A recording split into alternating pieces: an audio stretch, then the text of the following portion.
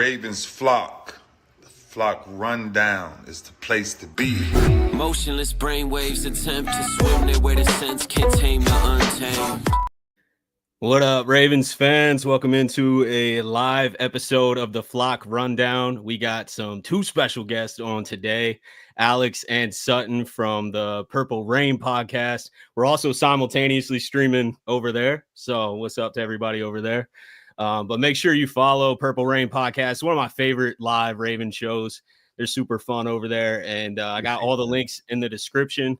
And they also follow Sutton and Alex individually too. So it's at Sutton Def, at Simply AS10. He's making highlight videos and crazy edits too, man. Super talented. You inspire me with your work too. I saw Derrick Henry just recently gave you the repost on the highlight video. So that was super sick, man. But appreciate you guys coming on. How you doing tonight? Yeah, I'm doing good. Well, man. I mean, yeah, go ahead. that right there made my day. Yes. Yeah. Lie to you. I mean, That's like, awesome. I was sitting there phone D&D. I'm just chilling. Like, my texts are blowing up. I'm like, what happened? And I see this. I'm like, that was unexpected, but very cool. So I'm doing pretty good right now. Awesome. Yeah. No. And it's also like the fact that like he made sure to like mention you in the tweet. Yeah. Like so that's how like he knows like like he recognizes your work. I thought that was pretty cool. Shout out to you, Simply. Yeah, 100%, man. Yeah, you're killing it too. Super consistent with like highlights too. I'm sure a lot of you guys already have followed his. I think you're over like 100K, right? So you've been doing it for a minute. So I'm sure a lot of you guys already follow Simply AS10. But if not, go over there, show some love to the Purple Rain podcast.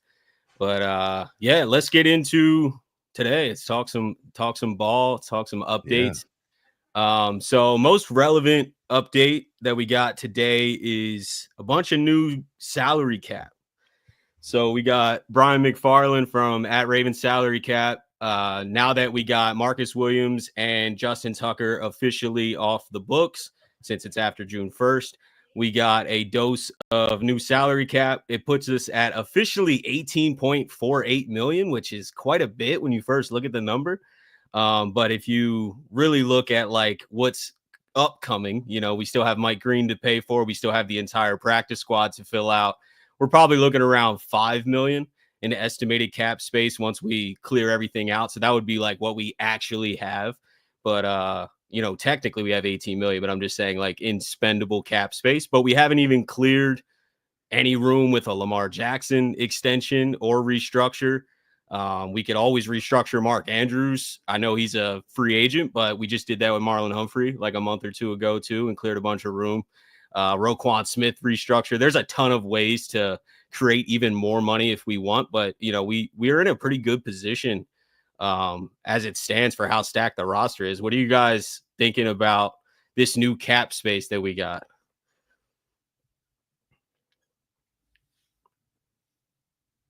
Oh, is the mic muted? Yeah. Sutton, you're muted, bro. Oh crap, I'm muted. My bad. Yeah, you're good. Go ahead. But no, look, I've seen a lot of people talk about different acquisitions the Ravens could make, in terms of filling some extra roster spots or roster holes rather. But for me, I think that EDC and looking traditionally what they'd like to do, like you said, we'll probably end up with around $5 or $6 million in cap space left going into the season, right? And I think that we're probably going to want to reserve that for any like late season signings, things like that the Ravens historically have done in the past to kind of bolster the roster right before a big playoff run. So I don't really see us making any more transactions that would take a further hit on that cap. But yeah, I think we'll probably wait until mid-season or somewhere around there to use the rest of it. So that's where I'm at with it. What about you, Alex? Yeah, so I'm thinking about 2 years ago, like August, we signed Clowney, signed Darby, Marlon went down, signed Millette. I'm thinking, just keeping it for a rainy day. Yeah. Keeping, if somebody isn't looking like they'll start the regular season, you can go out there and maybe get somebody who gets cut, or who just is still out there. Because if you look at the free agents remaining, there's a lot of like solid like contributors out there, which I'm surprised. Not necessarily for positions that we need, but just in general, like a lot of like good players out there. But yeah, keep that money for a rainy day. But I'm just looking at that Lamar extension. I just want to get it done. I Yeah. think like that just would make this offseason kind of perfect. I feel like the only like hiccup was Ardarius going down. But we got the good news that he'll be back November, December. Right now we're smooth sailing. So to me, that's like we have our ice cream. Like that's just a cherry on top if we can just get our quarterback extended for a couple more years. Yeah, no doubt. I'm with you guys too. I think if we don't start clearing any more cap space, I really don't expect any other big move. But there are a lot of free agents, to your point, especially at some positions of need. I broke down a couple of the top ones still available here. We'll just cruise through some top names, just to even see if anybody, not for right now necessarily, like you said, because I think I'm with you. I think we let the young guys play out throughout offseason and camp and even into training camp, and then look at what position group maybe gets hit with injuries or which young guys are underperforming. And then we can go then attack, because there are so many veteran free agents still sitting out there. And one of the position groups that I think we could add to is inside linebacker. If needed, I definitely am excited about Trenton Simpson. I don't know how you guys feel about it. Teddy Buchanan adding depth there. We got Jake Hummel in the mix too. But I think that is one of those positions, not Roquan, obviously, but like next to Roquan, I think that's one of those positions that could potentially not work out, or like we could be very thin at when the regular season starts. So these are the free agents that are available at inside linebacker right now. Is anybody sticking out to you guys, or would you guys just roll with Trenton Simpson and the young guys? You thinking? I mean, maybe Eric Kendricks. Yeah. That's the only one right now. Obviously, the little kid in me, preteen Alex really wants CJ Mosley back, but that's just not gonna happen. Um, if Hummel didn't maybe work out, I see Chance Campbell as a guy, local guy around here, still works out in the Maryland area. That's like a Raven pickup, but if I'm picking anybody, maybe Kendricks. But outside of that, I hope Trent Simpson works out. I have high hopes for him, like you said. Buchanan, we have our options, but if it's not looking good in minicamp, OTAs, training camp, I'm looking here again, and we might be able to, EDC can work its magic one more time. Yeah, and honestly, for me, I'm not really on board with adding more depth to the inside linebacker position, only because I am a big Trenton Simpson truther. That is, I think that he's probably going to take a massive leap forward this year, going into year 3 of his career. The reason I say this is because linebacker is just one of those positions that it takes a couple of years, right? Especially inside linebacker. No matter what side you're playing on linebacker, honestly, it takes a couple of years to kind of adapt and get used to the game speed of the NFL, because it's a lot different than college. When he was in Clemson, there was a lot, I guess the game was probably a lot more slowed down for him there, and you could easily tell. And it was the same thing with Patrick Queen back when he was a Raven as well. It took a couple of years for the game to kind of slow down for him, and for that athleticism that he had to truly shine. I think that Trenton Simpson takes that step forward this year. So I'm not really on board. Like Alex said, the little kid in me, I wasn't really a little kid, but CJ Mosley would definitely be a lot of fun for sure. But I don't see it happening, especially with the amount of money he would command. But for me, I'm rocking out with Trenton Simpson, and I'm not really too familiar with Teddy Buchanan's game yet, but that's why we have preseason. I'm so excited to see all of these young guys be able to step up and get their shot. But for me, give me Trenton Simpson all the way. Yeah, I'm with you, man. I think this is Trenton Simpson's spot to lose, and For sure. I'm high on Teddy Buchanan, but like you just mentioned, experience is so important, man. So like you can come in here with like so much athleticism. Trenton Simpson's got all the athleticism in the world, but last year the lack of experience showed, right? Like going from Patrick Queen, who took a couple years, like you said, to even become that all-pro Patrick Queen that we knew right before he left. And we kind of, I think, were expecting a step down a little bit, but maybe not so much that Trenton Simpson like didn't even play halfway through the season, and we got to go to Chris Board and Malik Harrison, and they're not as athletic, but they played more disciplined, and their experience showed. Their understanding of the defense and their assignment really showed.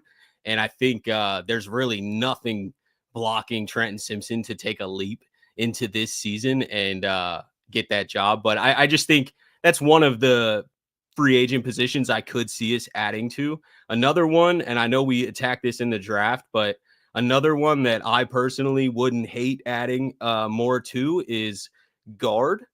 I just think that, and I'm not hating on Fa'alele or Voorhees necessarily, but and one comment, Alex, you made a while back on your podcast, I don't even remember if you remember this or not, but it really stuck out to me, was you were like, I grew up watching Marshall Yonda. right? And like that has always stuck with me because I feel the same way. Like we've been spoiled with like incredible offensive line play, especially at that position.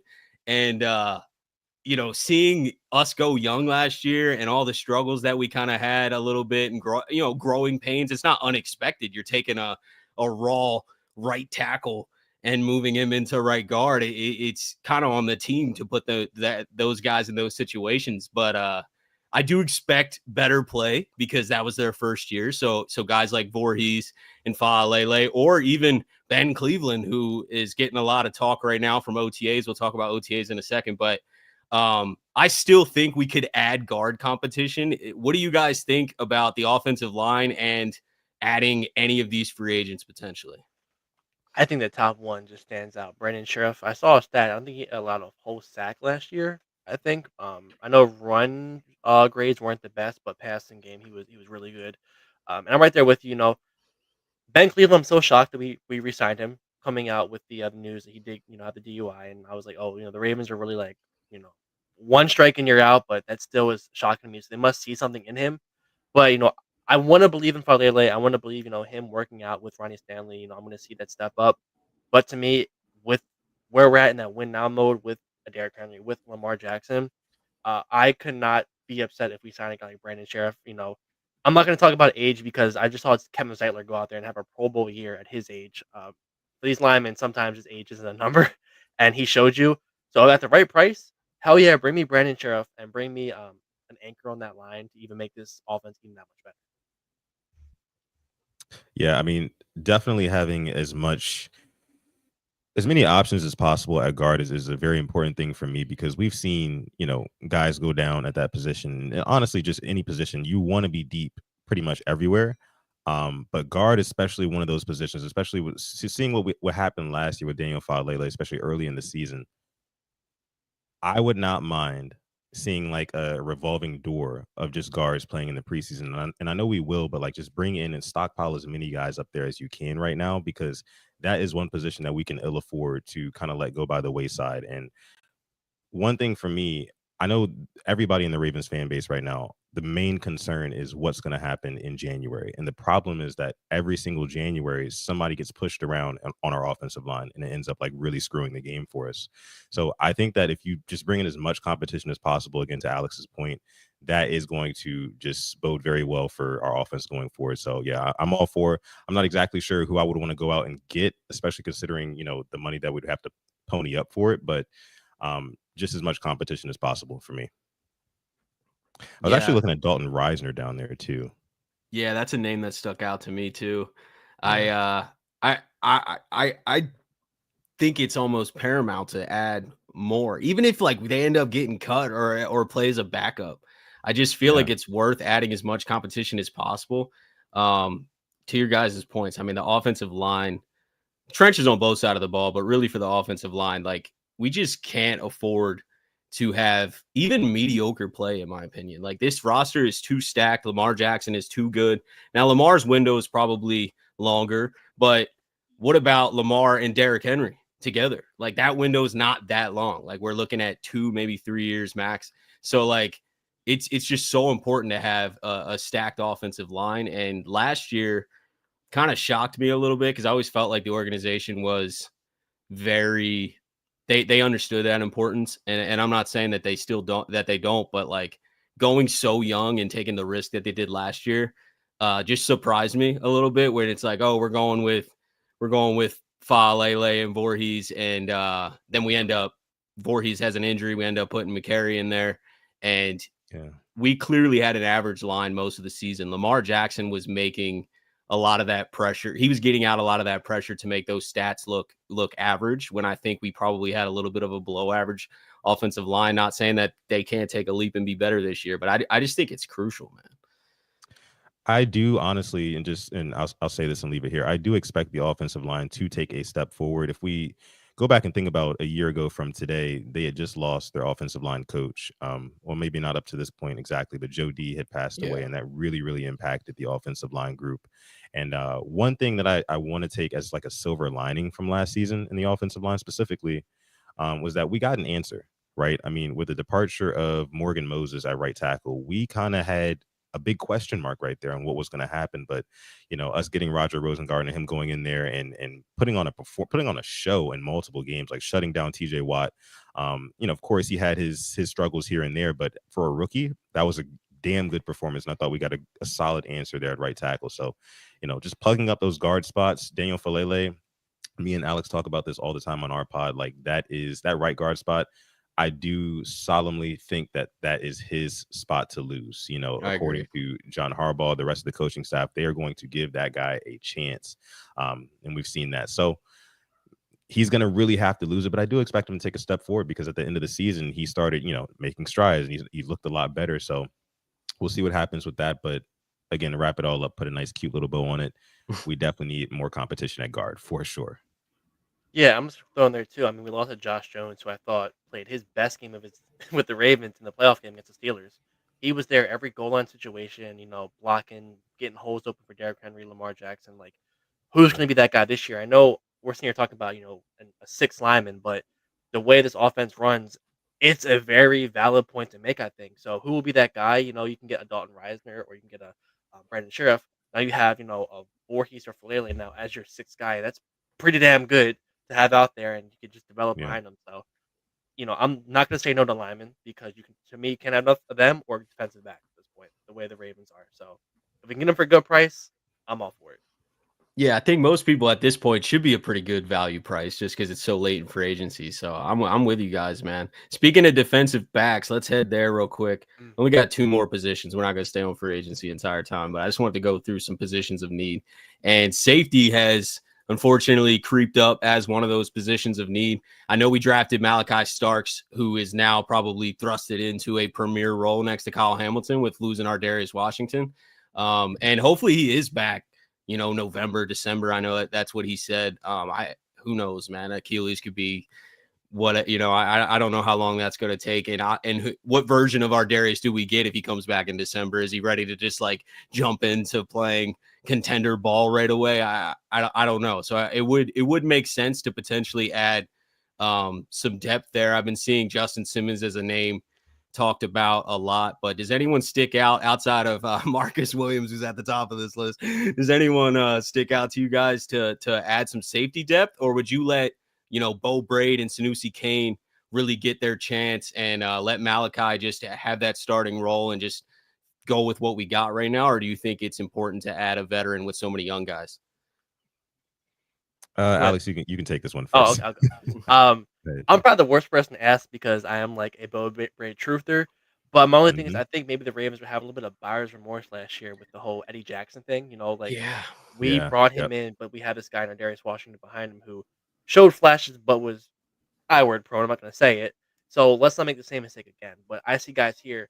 A Whitehead I wouldn't hate, a Julian Blackman I wouldn't hate, or even a John Johnson I really wouldn't hate. But once again, price is right. I really want to believe that there's out of those two guys, there's a baller in one of them, and just watching Bo Braid throughout Maryland, I know it's there. It's just, can he do it in the NFL? So this preseason, I think if him or Sanusi Kane don't make that splash, and one of these guys are left, I'm all for it. But I want them to get their shot, and hopefully, so that they have something and they can start in the NFL. Yeah, and I think just kind of talking about our Malachi Starks pick really quick. I told Alex when that Ardarius Washington injury happened, I was saying how basically like this is going to force, I think, at least the Ravens coaching staff to not kind of babysit him in the way that they like to babysit and kind of hide some of their younger players sometimes. And I think that that's a good thing. Honestly, I think that it could honestly accelerate his progress as a pro. And that's what I want to see, to be honest with you. But if you're asking me, like, who, like from this list, who would I want to bring in? Alex talks about, the little kid in us, right? Who we would want. I'm looking at Chuck Clark down there, $2 million. You know what I'm saying? Like somebody who you can get good bang for your buck, knows the organization, knows the locker room, knows the head coach, the whole coaching staff. You know what I mean? Like that would be, I think, a really good fit. You wouldn't be asking him to do too much either. I think we would still rely heavily on like some of our younger players. I'm not sure if Chuck Clark is dealing with any injuries right now, but I'm just looking at it and I don't hate it. I'm just saying I don't hate it. Yeah, I thought about that too. He definitely stuck out, but I feel like all the former Ravens always kind of stand out, just because we're fans and we're like, oh, this would make sense because it worked before. I don't know. I don't know how they exactly parted either. Like, did they part on phenomenal terms? I know there were some contract things going on, and I think it was pretty ugly. I remember his yeah, opening press, he, like, kinda threw some shots at the Ravens, so I don't think it yeah, ended the best. And then there was the whole, like, I think Hamilton said something to somebody, and like, fans speculated, like, "Oh, I took your job," and it was either Deshaun Elliott or oh Chuck Clark. yeah, It was yeah. one of those 2, and fans thought it was Chuck Clark because he played the Jets, I think, so I'm not too sure, but I don't think he'll come back, unfortunately. Yeah, Oh no, man, I forgot no, about no. that. Dang. Yeah, it's all right. It does make sense as like a depth play if they could smooth things over for sure. I think I'm also with you though. I think this is a bless not that I want our Darius Washington to not be a part of this team, but it is a blessing in disguise for Malachi Starks specifically and potentially the future of this Ravens safety core because he is going to be thrown in immediately. We saw last year with Wiggins, we slow rolled him, and we do that all the time. You know what I mean? It seems like every year, all the young guys, it takes, even if you're a first round pick, it's like taking weeks before they're consistently out there. And especially like mid to late round picks, sometimes you barely see them in year one. So I think this definitely jumps Malachi Starks into that starting safety. For better or worse, we got some tough games early in the schedule. He's going to be thrown into the fire right away. Like we got Buffalo week 1, we got Kansas City and Yeah, Detroit and Texans. Like the first 5 weeks are insane.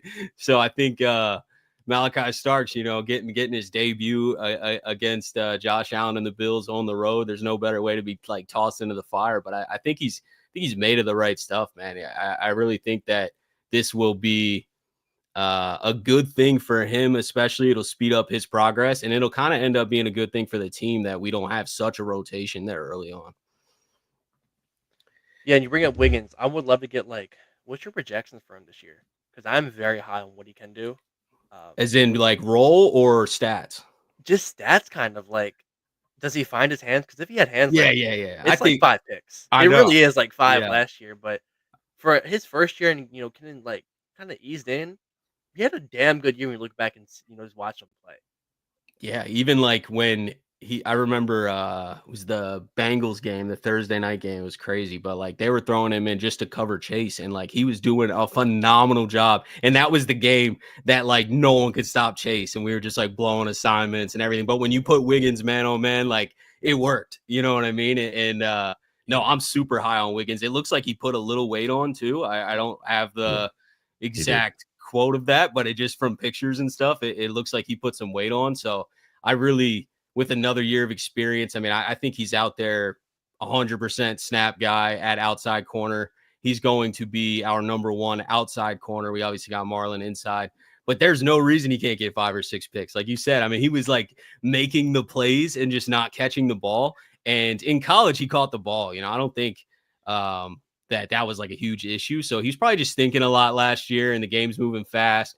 Boom, the ball's in your hands, and you just you're not as focused. But I think the game will slow down a lot, and I'm expecting big things from Wiggins. What about you, Sutton? How are you feeling? Yeah, no, yeah, I'm right there with you. I mean, I was going to bring up the point that he put on weight, and that's very important because when he was coming out of Clemson, one of the biggest concerns for me was that he had good ball skills, good hands, things like that. And he had some good speed as well, but he has a little bit of a wiry frame. So some of these guys in the NFL who he's going to be asked to guard, like he might not be able to beat them out, physically, on some of these reps. And that was one of my concerns. But him getting that year of experience, like you said, and then him putting on this weight, I think will really, really bode well for his game going into this season. For me, I'm thinking that if I had to say like how many picks I think Nate Wiggins is going to get, because I do think that late season pick that he had against, who was it, the Browns, I want to say. Mhm. Yeah, that late season pick against the Browns. I think, Alex, you were at that game, weren't you? I was right in front of Yeah, me. yeah, you were at that game. That's right. Yeah, happened right in front of you. That's amazing. But I think that gave him a lot of confidence, and he's going to take that into next season. And then I can see at least like maybe 3-4 picks from Nate Wiggins, if I'm being completely honest with you, and realistic with you as well. So I have high hopes for Nate Wiggins. I think he emerges as like a top 10 corner this season. That may be like a little bit of a hot take, but I can totally see it. I mean, he was projected to be somebody like that coming out of the draft, after his first couple of seasons. So I think that he takes that step and our secondary gets even more dangerous. But, and I don't want to switch gears, too much here, but I also think that the secondary as a whole is going to force more turnovers because I think we're going to be getting more pressure because I think our edge rushers have taken a step forward as well this offseason. So, man, lots to look forward to. I'll just say that. Yeah, 100%. Let's stay on that point. So Adafe Owe saying he put on 20 pounds. What do you think about that for his game? Obviously, it makes him on paper a little more versatile, a little more able to power rush and use some strength. He even admitted, I don't know if you guys watched the press conference, but he admitted in the press conference that the Buffalo game is the reason that he decided to go put on weight. He said that he got moved around in the Buffalo game and wasn't able to do things that he should have done and didn't play up to a standard that he obviously wanted to. And he immediately went to Miami, started eating, started working out, and put on 20 pounds. And he says he didn't lose any explosiveness. So, I mean, that on paper seems like a massive positive. He's also in a contract year. Are we about to get the best Adafe Owe of his career? Or what are your thoughts on what's going on here with him and just the edge room too? We've all been Ravens fans here for a while. So bet your money, contract year, price him out of the range of a Raven. We can go down Judon, Zadarius Smith, Pernell McPhee, Paul Kruger. We can go down the list. LRB.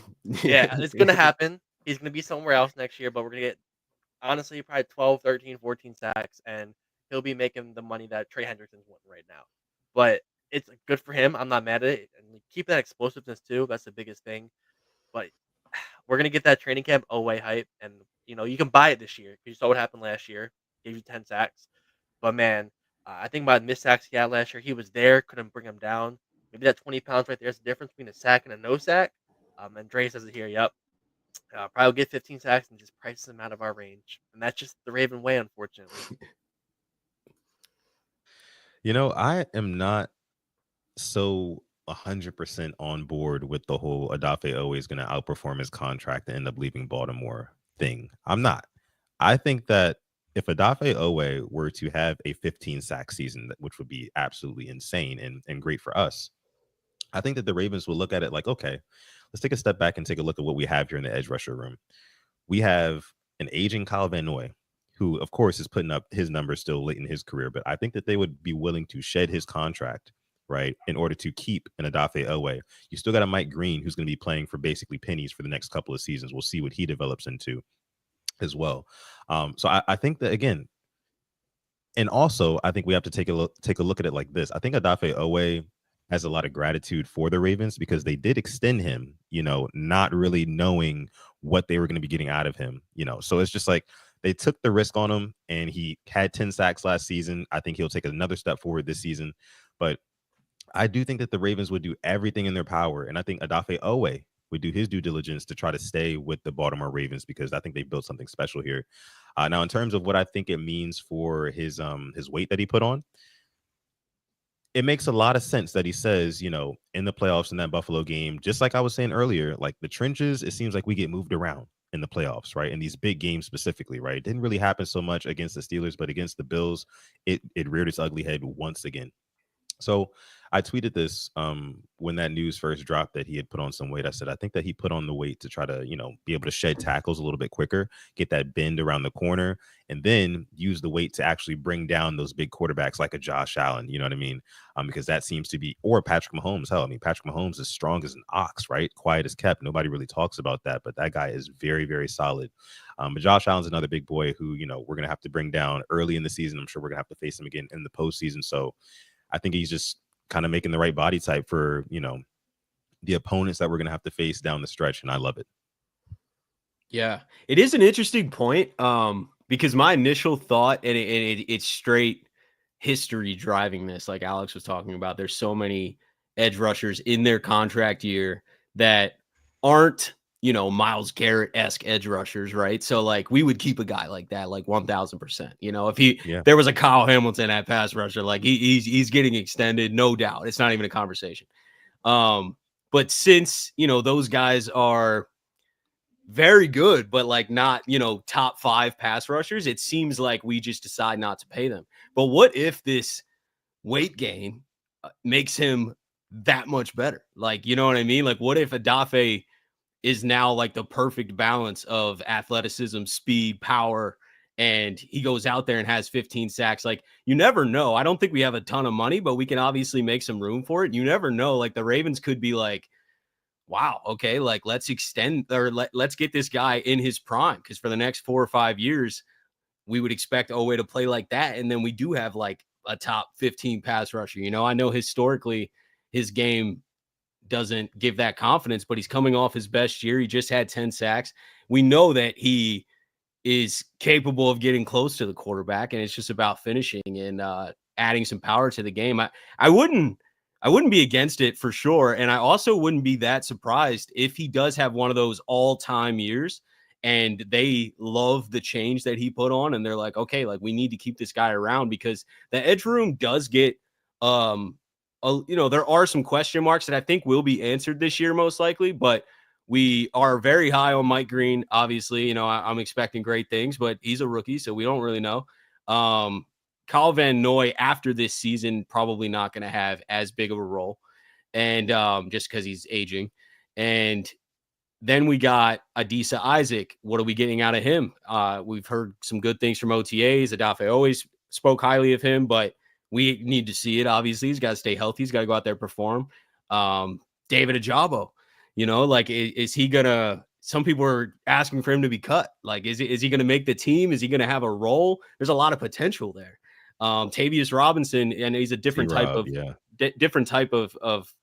edge. I think he's like better fit for the run game, but I think he'll improve as a pass rusher. So we have a strong edge room, but if you take Adafe Owe out of that equation and move to next year, at this point where we stand, there's a lot of question marks there. So like, I'm not against keeping Owe. Yeah. I'm wondering right now, like, if they've already made, engage in contract talks, extensions, because right now I think it's like 14, 15 mil for that 5th-year option. So I'm not sure what he's asking for, but you look at it, he just had a 10 sack season. Depending, what you're seeing, I would like to extend him 2 to 3 years. And, if Mike Green works out, you have Green and Owe. That's our first real edge rush duo since Suggs Dumerville, if we're being completely honest. I Like wish prime Judon and too. Ngakoue. Yeah. I Can wish, you imagine? Judon and Ngakoue worked, but that probably would be our best duo since those two back in 14, 15. So I hope we are extending because it would open up cap. Because like I said, I just can feel it, career year, and just the typical Raven way. But Sutton, let me know what you're thinking. No, man. I mean, I'm just like, dreaming about what you just said, basically having like a Green and Owe as like our Suggs Dumerville like combo at edge, and kind of also thinking what that does for the rest of the defensive line as well. Opening up opportunities for guys like Travis Jones, Nnamdi Madubuike, who they were taking a lot of heat last season. I think actually Travis Jones had a little bit better of a season than Nnamdi Madubuike when it was all said and done. With a bad ankle. With a bad ankle, right? But both of those guys were facing double team after double team after double team, right? So having guys on the edge who, like, offensive coordinators are literally forced to allocate extra resources or over to that side in order to help block these guys, that will open up more room for those guys in the middle. And that's exactly what we need, that interior pressure, especially with a lot of these high octane quarterbacks in the AFC. You got to get after them. You cannot let them get comfortable in interior pressure. Tom Brady said it the best, that is the way to defeat, any quarterback. You get interior pressure. That is the worst thing ever. So Yeah. So there's a lot of changes that could happen like next season. So always a free agent.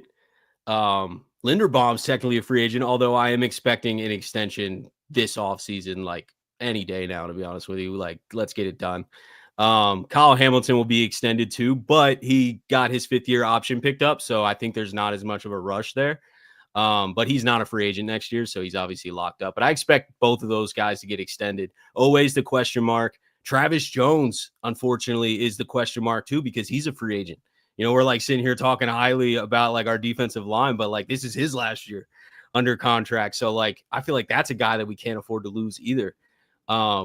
There's a lot of changes, and then next offseason we get the first chance to offer or extend Zay Flowers. And we have historically I can't remember a time we've ever gave a big contract to a wide receiver. A second contract, I should say. Like, we've paid up for like an Odell for 1 year or whatever, but we've never drafted a guy and then paid him 20 plus million, which I would imagine Zay is probably going to get. I think the 5th year option for him this year is 24 million. So the cap's going to go up again. So it'll be higher than that. So if we do pick up his 5th year option, it's over 24 million, which would also be the franchise tag down the road too. And that's just going to keep climbing. Are we paying up? Are we like going all in void years and just like keeping our guys? Or are there going to be some big changes and potentially moving on in the next year or two from guys like that? I'm pulling up now. I'm trying to see when Marlon Humphrey's contract. This year, he's a free agent next year too. Yeah, so I can't really imagine a Ravens team without 44 on the field at this point, just because, like, I think last year technically was his best year stat-wise, I think, interceptions, fumbles, like that. So I don't want to say, it's the Super Bowl or bust, but we said that 2 years ago, lost damn near half our defense. We're back to the same spot, but I would like to see, get some things moving. Kind of why I feel about extending Lamar, opening up some cap, and hopefully, Yeah. get those guys locked up because that's big. And, we have a core that we can build around. I just need for us to extend them first. And yeah, Travis Jones feels like that defensive tackle room, a revolving door nonstop. Brandon Williams, Calais Campbell, Derek Wolf. Then Matty BK comes and he's a young guy, and now he's the vet. Jones is a young guy. It keeps on going. Yeah. Yeah, I mean, when we're talking about Zay Flowers, like, will they give a big second contract to Zay Flowers? I think that they will, contingent upon this. He's going to have some all-time performances in January. I'll say that. I think Lamar Jackson will have to get him the ball in multiple spots, and Zay Flowers is going to have to make things happen after the catch, kind of prove his value there, which he has in certain spots. I remember that Denver Broncos game from last season where he catches it up the seam, jukes a guy or two, and then he's just gone for the touchdown. Got a really good block from Bateman, but that's besides the point. I think that Zay Flowers needs more plays like that, kind of getting north more, because we've seen Zay Flowers, kind of his game be kind of east and west, kind of be trying to be shifty everywhere around the field. And that has proven to not be as productive as he may think it is. But I think that this season he's going to be more focused on. I was watching some training videos of him, catching the ball outside of his frame with his hands, looking to get up north as soon as possible. I think that is going to take his game to the next level. And if he can take his game to the next level and, be healthy in the playoffs, because we were missing him last season in the playoffs for sure. I don't think there's any doubt about that. If he can take that health and, that skill and that physicality and that speed into the playoffs, then I think that, that'll bode well for his chances of getting that second contract. The only caveat with it is, guys, and I can't wait to hear what you guys have to say about this, but like, only caveat with it is that the Ravens are a run first team at heart, right? So like, that's the reason why I think we haven't seen the Ravens go out and invest in, a big contract for a second receiver. No, we'd rather get these like kind of like mercenary receivers and just pay them a little bit of money to, each year bring a guy in here and there to see what they can do, see what they can contribute. And that's kind of what we're doing with D-Hop this year as well. But we do have a young nucleus that makes it so he's not kind of like at the forefront of the wide receiver room. But it's going to be hard, man, because I think that EDC is going to have a lot to pay for coming down the pipeline here. And who knows what guys like, let's just say, for example, like Mike Green. Like, and I know we said we don't know what we're looking at with him right now, but Mike Green plays edge rusher. That is a premium position. And I think it could be argued that edge rusher is a little bit more premium than wide receiver. I can say that, especially on a run first team, a run first roster. Let's say Mike Green really pops and he ends as a top 5 edge rusher this season, and then he takes that into his second season and he does the same thing. Then we have some decisions to make on like where we want to kind of keep guys on this roster. There's also Isaiah Likely, who I know like a lot of people would never want to let go of. There's a lot of guys who we have to pay. So I think that if Zay Flowers wants to kind of like earn his keep and get that second contract, we're going to need a big playoff performance. Yeah.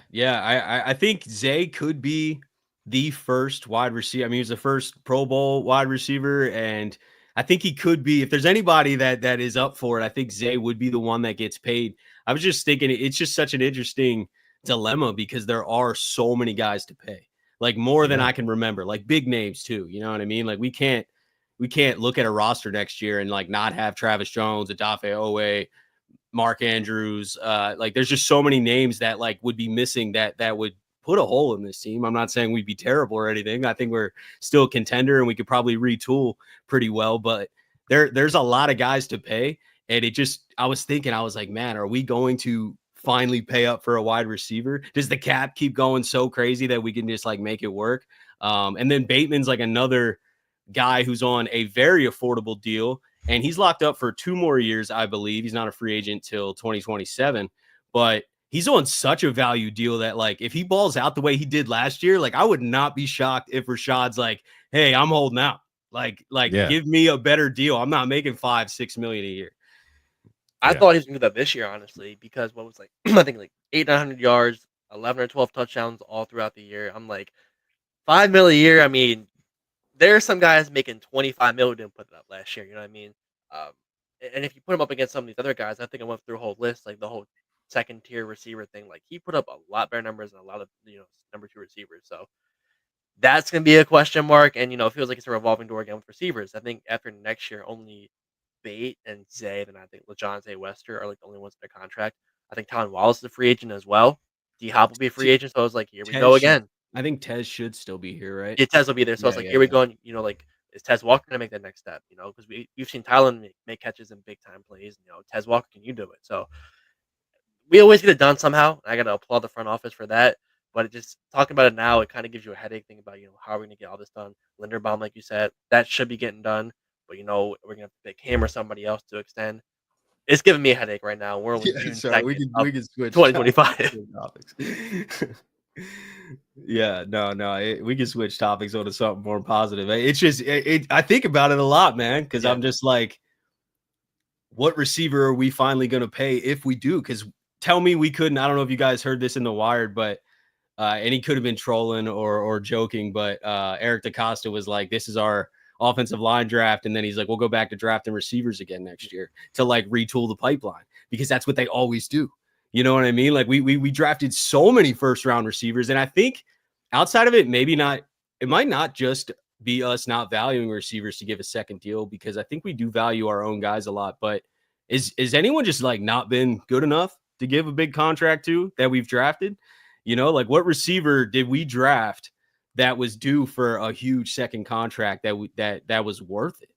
I'm like thinking back, like Torrey Smith was a great receiver that we drafted, but like, was he worth a mega deal? Like I 535, I want to say his contract. Yeah. So like, but I just saying we've never paid up for that second guy. And have we ever had a guy worthy of it? We've drafted a lot of first round receivers. I mean, even in recent years, Zay feels like the most obvious one to be like, all right, let's keep him around, especially the connection with Lamar. But I don't know. We'll see how it plays. I don't know. We might have done it with Hollywood had he not wanted to leave. I mean, he had a 1,000-yard season. I think that we might have done it with him. He was Lamar Jackson's boy. So, if he didn't force his way out, then I think he would have been the first one, but he did. So, and that kind of worked out for us. Yeah, he hasn't gotten that big contract. Yeah. It didn't work out for him.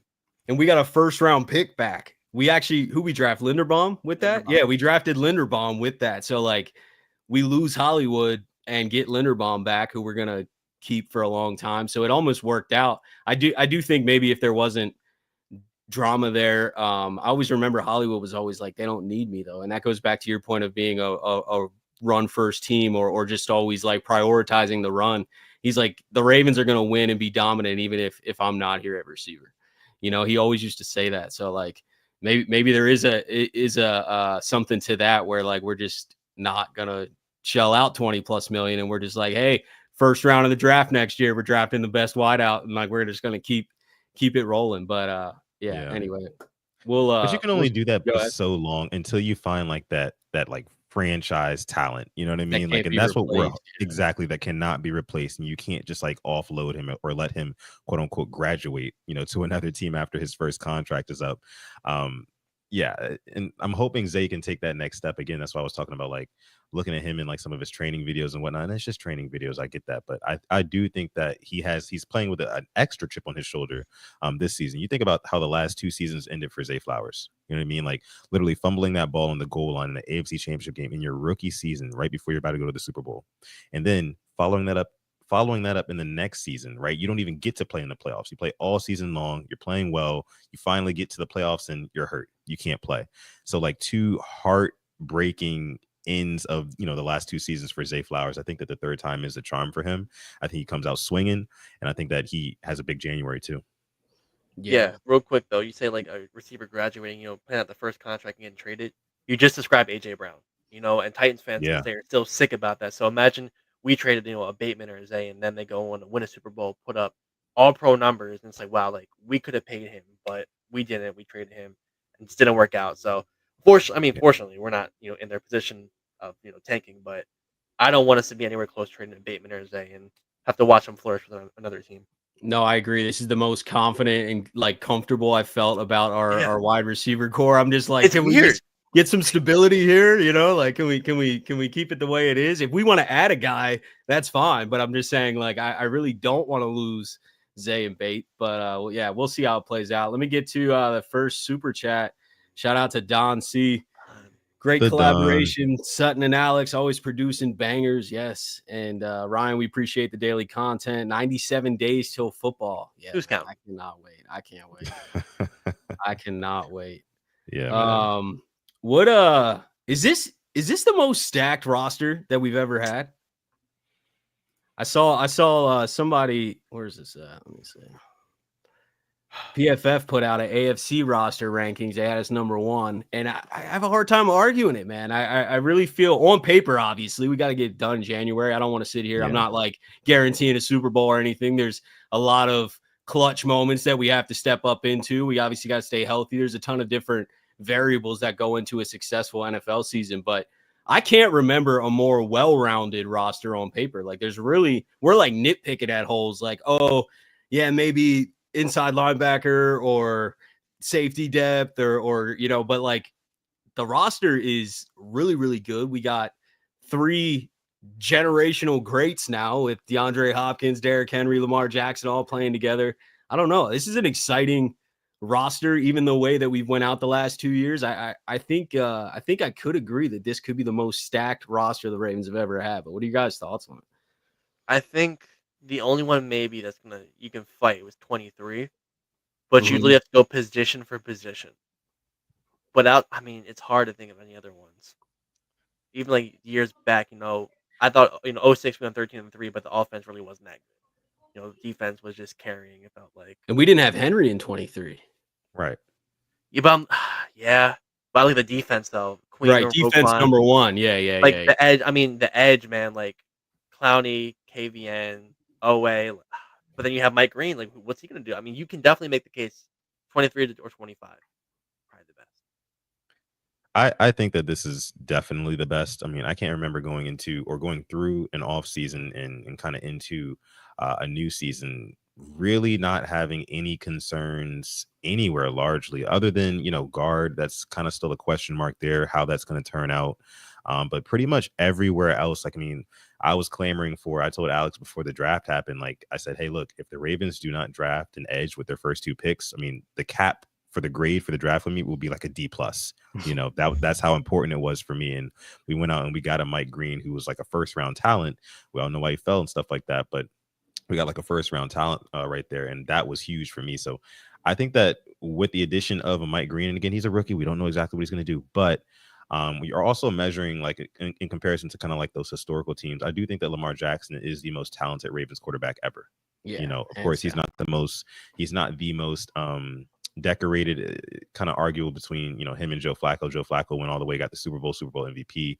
Lamar's got 2 regular season MVPs. He just needs that Super Bowl one, which will fully grace, have him grace Joe Flacco in that regard. But I think Lamar's the most talented quarterback we've ever had. Derrick Henry, I think that he's probably the most talented running back we've ever had. Is you got him, you got Jamal, you've got Ray, you've got but I still think that Derrick Henry. Yeah. Thinking about the UFC fighter. He's got a fight coming up, my bad.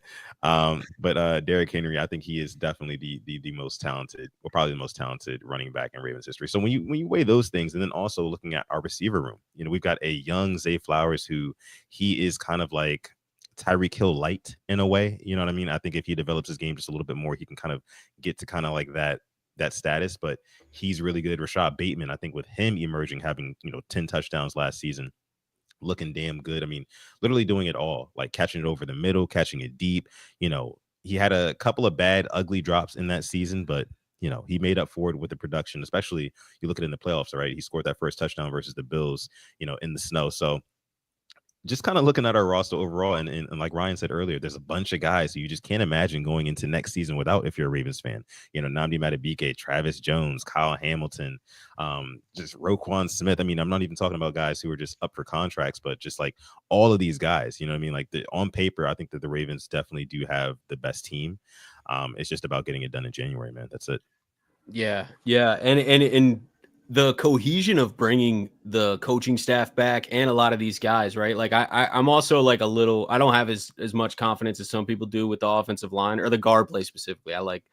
We forget I know you showed love to Roger earlier, but I want to shout out Ronnie Stanley, Roger Rosengard, and Tyler Linderbaum. I'm not hating on them, but I just, the guard play sometimes gets me a little concerned, but comparing to last year, they have to be better. Like there's no way anything you do right in life, like your first year, you're just not as good as the second year. So like, I just can't imagine that we take a step back. I think the offensive line is better. And then you bring everyone back. Like you keep Mark Andrews. I know a lot of people are hating on Mark too, but like, he's an asset, is he worth a huge contract? I don't know. That's up for debate, but like, he's an asset to this team. Like we are better for having Mark Andrews and Isaiah Likely. And I just think that this is the most complete team. 23 was also sick. On paper, I think 23 wasn't as obvious because the defense overperformed with Mike McDonald. I mean, like our corners were Brandon Stevens and Ronald Darby. Like Marlon was hurt for most of that year. And we had the number one defense in the NFL. So like it was mind blowing. But like I don't see as many holes, and it's early, things can happen. But I just feel like this is the year that the team is as cohesive and, from a chemistry standpoint, and talented. It's both. And those previous 2 years, the Chiefs game almost getting there, the Bills game where, we definitely should have won that game. Just hold on to the ball. I feel like when you bring a lot of the same guys back, you keep that attitude and that lesson's like fresh in your mind. And I think that will be fuel to, clutch up in those moments. Like we were just here. This whole team was just here. It does feel like we're running it back. You keep Todd Monken as an offensive coordinator. Zach Orr's in his second year. I think there were some growing pains with the defense early last year because we had so much change with the coordinator and then bringing in the Eddie Jackson, Marcus Williams underperforming. Like I don't foresee a lot of those same growing pains happening. I think we get that launch right out of the gates. This team is pretty much the same team. You're even adding Chuck Pagano and like Dean Pease are on the staff. I mean, you can't have a more like decorated veteran staff. There's like no reason or hole on this roster that the Ravens should not do everything that they set out to this year. Yeah, and we talk about the roster. I'm thinking about it now, like 23, the defense overperforming. Like Geno Stone had 7 to 8 interceptions. Yeah. Like come on, like that's just you tell someone that before the year, go get piss tested. You know what I mean? Like it doesn't sound real. And then you look, I'm gonna go back to Bateman. 23, 1 touchdown, like 350 yards. This next year, 756, 11 touchdowns altogether. And after that bye week, like the running of those games, some guys just stepped it up and played to a level that were just above everybody else. Lamar, Henry, Bateman, Ardarius, Marlon, guys like that. Bateman had 6 touchdowns after that bye week. Giants, Steelers, Texans, Browns, Steelers, Bills, playoffs. I mean, guys like that, that perform when the lights are brightest, I want them on my team. I want to keep guys like that. I'm likely as well going to throw him. He balled out both playoff games. So I want guys like that on my team. And thinking about it now, I think this might be the best roster, just on paper, skill wise. Because I think the gap between, no disrespect, Gus and JK to Derrick Henry, it's very big. Yeah. And Justice Hill, Agreed. I mean, his improvement from 23 to now. And we got Keaton coming up healthy. Yeah. I mean, it's. Yeah, man. No, I totally agree. Also want to take a look back over on the defensive side. We're talking about just kind of all the roster spots that have been filled. Chidobe Awuzie, at cornerback, I think is another really good addition, underrated addition that the Ravens made this season. Of course, getting rid of Brandon Stevens, he had an awful season last year for the most part. In the biggest spots, he shined the brightest in not the best way, not in a good way. He was getting mossed, he was not turning his head and whatnot. So I think bringing in some, not just kind of like letting that fester, like letting that problem fester a little bit. We addressed that. I like that a lot. And then D Hop, on the offensive side of the football. That's a move that I think a lot of Ravens fans have kind of forgotten about largely to this point, but we were watching. I don't know if we were still going to talk OTAs or anything like that. Yeah, we can get them. We'll talk whatever. Yeah, go ahead. Yeah. So I was seeing kind of what D Hop was doing in OTAs, and of course I know it's like against air, like he's not playing against anybody, but like the guy still looks very fluid and very D Hop ish, if that makes sense. Like in terms of like how he goes up and catches the ball, how he goes through his progression. Like I think that having him on the team, not only just the veteran leadership, but like having him on the field for like a 3rd and 7, 3rd and long, you know what I mean? And then also having those weapons like Zay Flowers and Isaiah Likely lined up out there too, and Rashad Bateman. DeAndre Hopkins is going to be going up against what, the 3rd or 4th corner? You know what I mean? Like it's going to be some opportunities for him. I think he's definitely going to want to bounce back after, kind of like him falling flat last season with the Chiefs, having that big drop right before half in the Super Bowl, which kind of cooked them. I'm not going to lie. There was a lot of things that cooked the Chiefs in that game, but that was probably like their last hope. I think he wants to bounce back from that. But, I think all the additions that the Ravens have made this offseason have truly made this roster the best that it can be on paper. Again, of course, we got to get it done in January. But if I had to make a firm statement on it, yes, I would say that the 2025 Ravens on paper is the best roster that we've ever had. Yeah, no, yeah, I think the Awuzie signing, we haven't talked about corner as much. I think that could be very, very underrated. Now we gotta see it. Like I definitely don't want to just hypothetically say that, but with his experience and basically not playing a lot last year, I think he is healthy. I think that is going to be much needed veteran presence opposite of Wiggins. Marlon's inside. Obviously, Wiggins is out there. And then you can have a true rotation with a guy like TJ Tampa. If he's earning playing time and is like, progressing, then you could kind of fill him in and he doesn't have as much pressure. Because if Awuzie is not the guy, then like it has to be TJ Tampa or Jalen Armour Davis. Like we don't have anyone else. Yeah. So like then it starts to look a little more shaky. Then we might hopefully they step up and are great. But like if we find ourselves having that guy who's a weak link out there, then we're going to get targeted too. So I think Awuzie is a great signing, and I'm super high on D Hop, man. I think he also ran like 20 miles an hour. He's like the second fastest in practice. Like he was beating out Zay and Wester, and not to say that like he's definitely faster than them, but like it shows that he's not slow. It shows that like he still has some juice, and he was coming off an injury last year, right? Like wasn't he battling injuries earlier before he signed with the Chiefs? I think he was. The Titans. Yeah. So he was cut last year was like his first year back coming off injury, which usually always isn't your best. Like sometimes if you get that mostly healthy year and then you get a little break and get a clean off season like he just had, then you come back in with even more explosiveness. And I think D Hop adds a ton. And if he's moving like that, he could add more than we even think. Like at first I was like, okay, chain mover, possession catch guy, because he's got a crazy catch radius. We've already seen that in OTAs. And then red zone threat too. We don't have to just throw jump balls to like Mark Andrews and Isaiah Likely. Like D Hop's out there, he can just go snag it even when covered. But if he's moving like that with his like experience in mind to create a lot of separation, I think just reading defenses and understanding route concepts, I think we could see higher production than maybe a lot of us thought. Yeah. Yeah. You bring up Awuzie real quick. The last playoff game he played in, you remember which one it was? Had to be the Bengals, right? It was. I don't remember which year though. Oh, the Super Bowl. He had Okay. a pick All in right, it as well. We talk about getting, turnovers in playoffs. He had a pick in that Super Bowl, and that's what we've been calling all offseason. Give me somebody who can get a turnover in the playoffs, and hopefully he's healthy for that. That'll be big. Get Yeah, a corner that who would can be big. pick that ball off when every possession counts. I know Sutton has a stat like the Ravens haven't started like at a certain position on the field under Lamar in the playoffs, I think. Yeah, the Ravens, under the Lamar Jackson era, they have never started a drive in the playoffs in opponent's territory.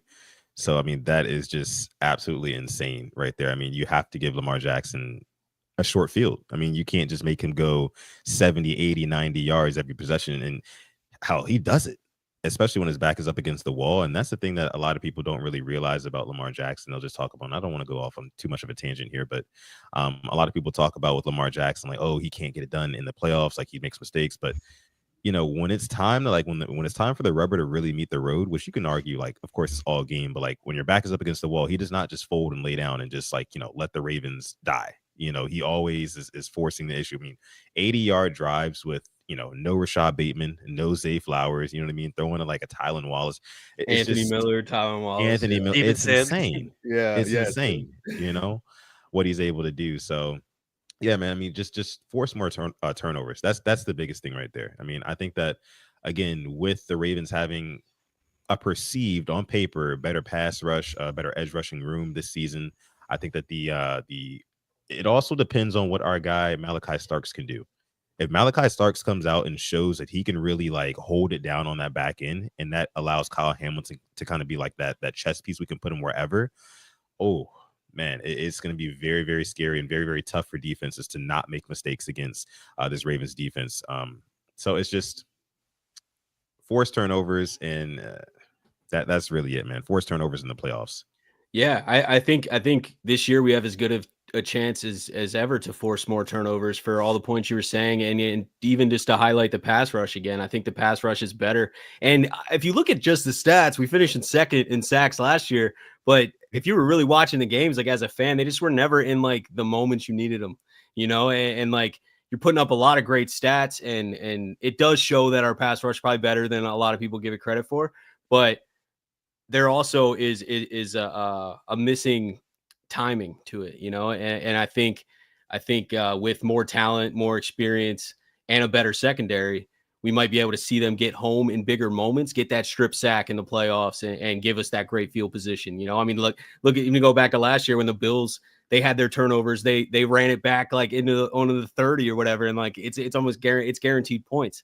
And we're not doing that on the other end. You know what I mean? So like it forces us to play. If we're not getting turnovers on defense, it forces Lamar and the offense to play perfect. Like Yes. you have that Bills game. We really couldn't make any mistakes. We made three like massive, and like they didn't really make a lot of mistakes and they won. And it was just came down to that. I think it is as simple as that. Is like you need to take some pressure off the offense to not have to play perfect. If we have one fumble for whatever reason, like we should be able to overcome it. Yeah, and real quick, just to add on to that, real quick, Alex, you guys remember the Week 4 regular season game against the Bills, right? Where the Ravens, they come out, they steal momentum early, kind of like how we did in the playoffs with that touchdown to Rashad Bateman. But in the regular season game, we stole momentum early with the Derrick Henry run. But then slowly but surely, the Bills started to be the Bills. They started to come back and kind of level the playing field. But what happened after that? That really took pressure off the offense. Trick play, strip sack. Exactly. Strip sack. You know what I mean? And like that turned the tide of the game right back towards the Ravens. We needed that in January, like desperately. We needed to get the ball back in Lamar Jackson's hands, take pressure off the offense, give them a short field. That's what wins you football games, right? I think another crazy stat is, whoever wins the turnover battle in the playoff games, they win the game 78% of the time. That's almost 8 times out of 10. That is a crazy rate. So it's just like, if you're a defensive coordinator and Zach Orr, if you are Dr. Rush, if you are John Harbaugh, you're putting extra emphasis on turning teams over this season. I don't care if it's just in the regular season. I don't care. I do care. I do care if it's in the regular season and the postseason, but specifically the postseason, because that's where we've been struggling the most. Yeah, and real quick, you mentioned playing perfect in the playoffs. We played damn near perfect against the Steelers. That's really no surprise why you blew them out. Game was over by the third quarter. It was over. You know what I mean? So we go to the Bills, turn it over, and that's why we're down. Like you said, throwing Anthony Miller, Steven Sims, guys like that. It's frustrating, and I'm also going to throw Chuck Pagano in there as well. That's why he was brought in. Working with the secondary, working to be in the right spots at the right time. He worked with Ed Reed. I mean, the greatest safety of all time, in my opinion. Yes. He knew where to be.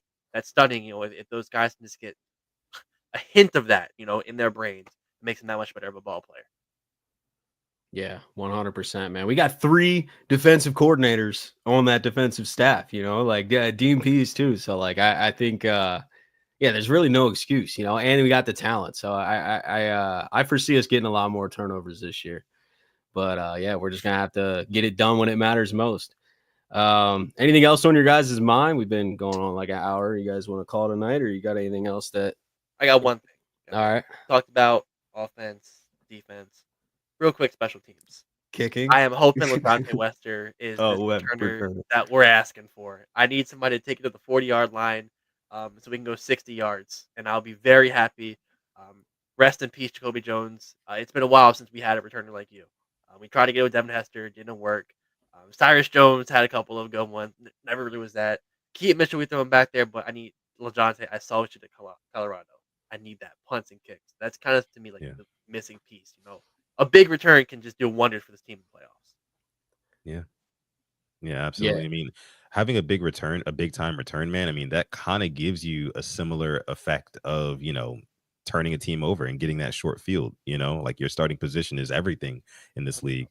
But yeah, man, I know I totally agree there. But I think that Ryan was going to talk about the kicking as well when it comes to special teams.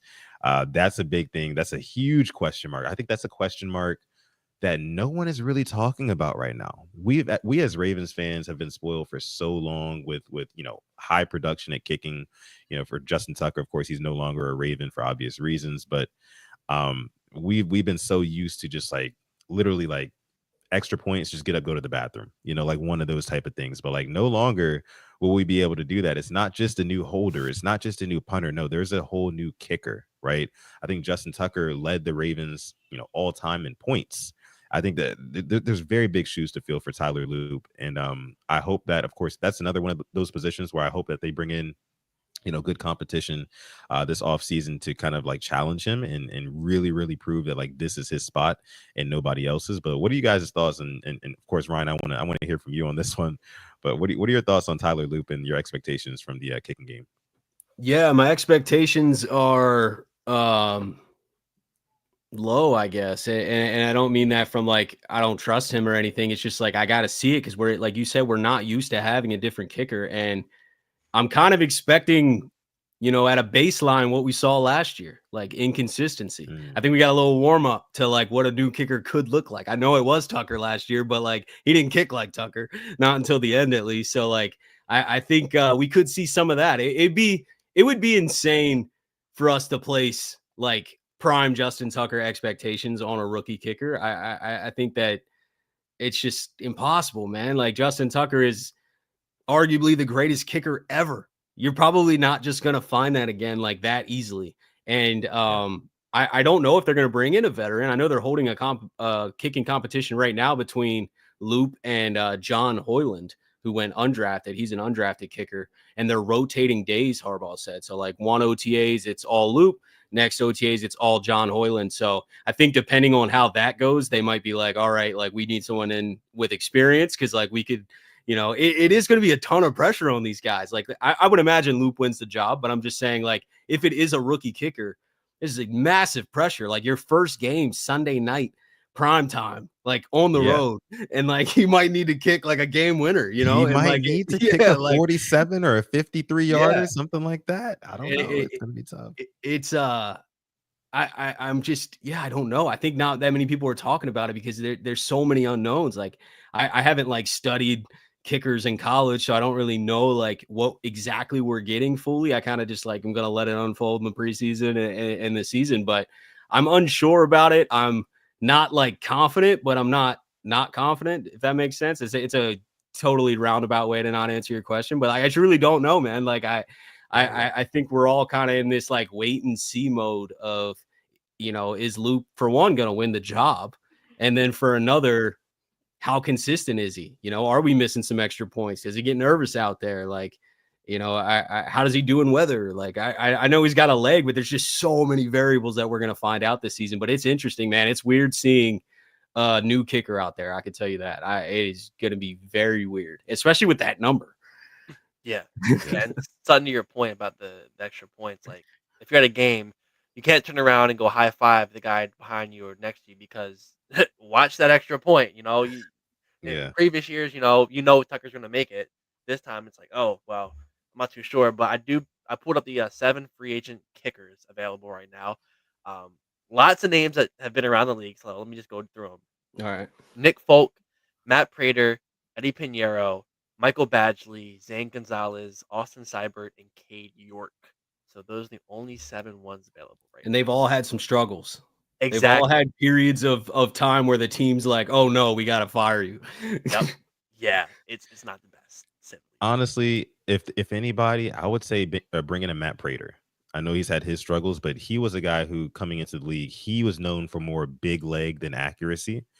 So I think that him being the veteran that he is, and Tyler Loop also kind of being that same archetype of kicker, he could probably provide some sort of, veteran leadership for him, or just kind of give him a few tricks of the trade to kind of get him ready for his first season. Because I can guarantee you, especially with those what are our first 5 matchups? Like we said, Bills, and then I think it's Browns after that. Yeah, then Lions Monday night, Lions, the Chiefs, Chiefs, yeah. and then There's gonna be Texans, some big spots. Rams. Texans, Rams. Oh yeah, it just Yeah. gets worse.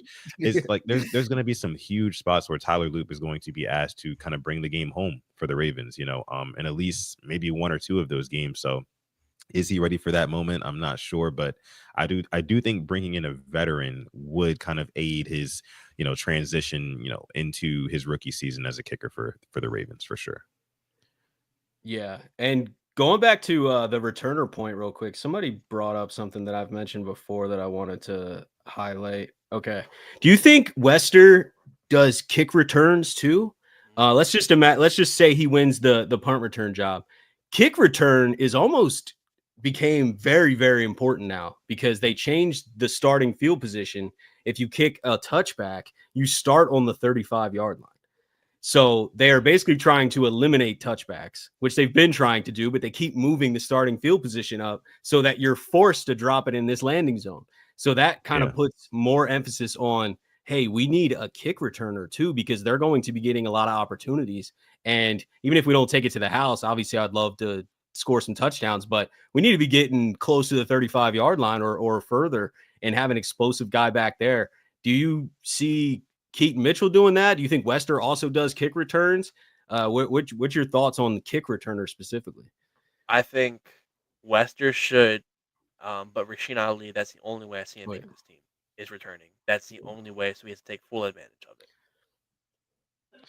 Yeah, and we'll see definitely in the preseason, but yeah, I mean, other than Keaton, and I don't know why Tylan Wallace comes to mind. I don't know why, but I just think that the hands, and then I also and I also think like his ability to kind of stay on his feet. We've seen like multiple times throughout Tylan Wallace's career, like he's tiptoeing, on the sideline, he's breaking through guys. I mean, he's an underrated player when it comes to physicality. We've seen that ever since Oklahoma State University.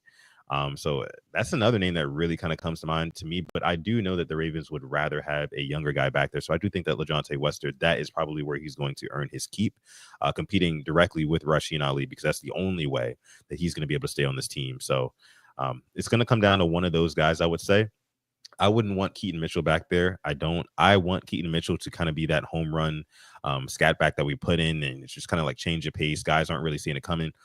Defensive lines and linebackers are kind of exhaling because they don't see 22 on the field for once, and then boom, Keaton Mitchell gets the ball and he's blowing the doors off you. So I want him to, be that, not kind of risk his body on kick returns, things like that. Especially considering his injury history. So I'd say either Wester, Rasheen Ali, or maybe a Tylan. I don't know. One of those guys. I have one final thing about kickers. I'm so sorry. No. We could go the UFL route. I do watch the UFL. I am a proud UFL. What's the scouting report? Rodrigo Blankenship, surprisingly, him and his goggles. 95% accurate kicker, and his longest was a 56-yarder. So I mean, not saying he could make the team for us, but a guy like him, you bring him in, open tryout, could learn something from the guy. He was pretty good in the NFL. But Jake Bates last year comes to mind. The Lions scooped him up, and he beat out Badgley for that kicking position. So another route the Rams could go for a kicker. Yeah, no, that's a good move. I think they're probably gonna let Loop lose the job, just because there's the first kicker ever drafted. But I totally am on board with, it's kind of like guard, where it's like bring in as much competition as possible, let the best guy win, because this is not, we were just talking about how stacked this team is. This is not the season to have zero kicking, right? Like we can't afford really to like have a, hey, this is Loop's rookie redshirt year where he's just got to have some growing pains. Like we can't really afford that. And someone said earlier, Tucker was a rookie when in his rookie year, we went and won the Super Bowl. But to go back to what I said earlier, like nobody's Justin Tucker, you know, like it definitely has a different, not only like from a physical talent and consistency standpoint, but mentally, like dude was clutch. Like, did he ever miss a game winner? I think he was like undefeated. Yeah, like an actual like we're gonna lose if he misses this kick. I think he's made every kick. I could be wrong. He might have missed one last in the regular season. But that was an extra point. Yeah, that's true. like, that's true. No? Oh, okay, but like, yeah, that was an extra point. He did shank the extra point to lose the Saints game, but we didn't deserve to win that game either way. Yeah, the Saints like they were getting what they won against us. That was karma, I guess. But outside, no, I can't think of. Yeah, I think he's like 18 of 18 or something on game winners. It's like a perfect record, and that just shows how clutch he was, you know. So like, I don't think this is the season that we can afford to have awful kicking. But if it's just a little inconsistent, I think we're just gonna have to deal with it. Honestly, I mean, what are we gonna do? We don't have Tucker anymore. You know, there's no like 100% for sure answer there. I think it's one of those things where like they'll go and like you said, Ryan, like they'll let him lose the job, and maybe that, I mean, this is worst case scenario, right? Like let's say by like week 4, week 5, you know, he's missed a ton of kicks. We can't go forward like this. Like it's costing us games. I think that at that point they would go out and address it by getting a veteran kicker at that point, mid-season, you know, and bringing him in to kind of stabilize the ship, whoever that would be. Like somebody said in the chat, there's a lot of good kickers in the UFL. So I do think that there would be an opportunity for, you know, somebody to be bought in, whether they be from here or there, I don't know. But yeah, I think that's how they'll go about it. For sure. Well, appreciate you guys coming on, man. This was fun. Thank you. Yeah, man, absolutely. Thank you for having us on. We appreciate it. We got to do this more often. Yeah, whenever, man. I've been trying to go live like once a week, and I don't ever want to really go live by myself. So I'm always just like hitting people up, like, yo, do you want to go live? Or like, you know what I mean? Yeah. And also just getting the Ravens community to interact too. I feel like there's a lot of channels, a lot of people doing Ravens content, but like not everyone's been working together or showing love or tuning into each other's stuff. And like, I don't know. I've always been that way. Like, I'm like, yo, like I like this channel. I like this channel. Let's just chop it up. You know what I mean? We can all grow together, and we're just talking about a team we all love. It's fun to interact with like-minded people. Absolutely, man. And like I said, we got to make this happen again. Maybe next time you can come on our channel. We'll host and we'll bring you on as guest. And that'll be cool, man. It'll be very cool, man. We can't wait. I mean, the season's only we're in June now. We're in June now. So, I mean, we got 2 more months, and then we're right there at preseason. We got OTAs this week, tomorrow, and then Thursday, Friday. We got OTAs next week. Mandatory minicamp week after that, and then there's like a month, and then training camp all through August, preseason. So we're almost there, man. We're getting some too. Cooper Rush. I'm actually kind of they should be out there slinging it. The offense should look good. Like we'll get a really strong look at. That's a great point. We'll get a really strong look at, you know, guys like Tez Walker and Wester and like their ability to like how much are they bringing to the offense? How consistent can they be? What's their role going to look like? Because we probably won't see DeAndre Hopkins. Maybe, you know, we're not going to see Derrick Henry. We're not going to see Lamar. So like you're going to be missing a lot of the pieces that we already know what we got.